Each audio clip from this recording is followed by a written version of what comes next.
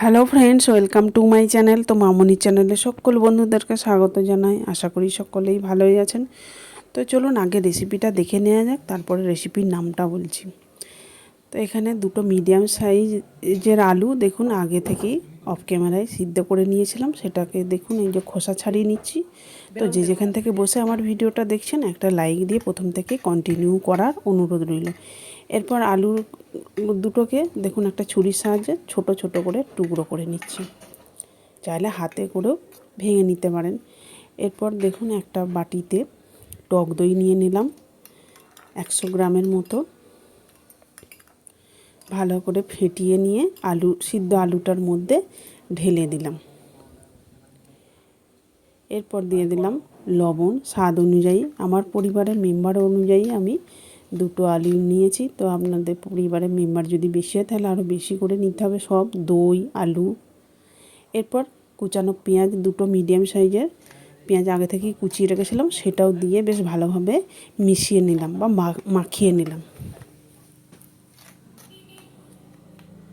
তো যারা আমার ইউটিউব চ্যানেল থেকে দেখছেন একটা সাবস্ক্রাইব করে পাশে থাকবেন, পাশে থাকা বেল বাটনটি অল করে রাখুন, তাহলে আমার নতুন নতুন রেসিপি ছাড়ার সাথে সাথে সবার আগে আপনার কাছে পৌঁছে যাবে।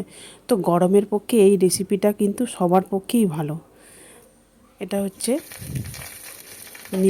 নেপালের বিখ্যাত খাবার, জনপ্রিয় রেসিপি চুকাউনি, নেপালের চুকাউনি রেসিপি।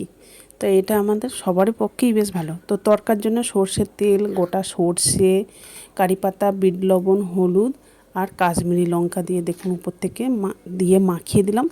কতটা সুন্দর লাগছে দেখতে।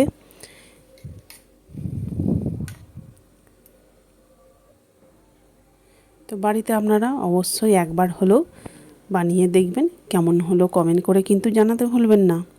আর ভালো যদি লেগে থাকে লাইক কমেন্ট শেয়ার করে দেবেন।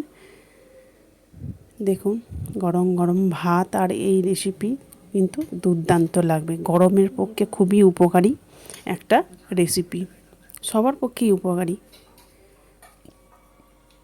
ভিডিওটা শেষ পর্যন্ত দেখার জন্য অসংখ্য ধন্যবাদ।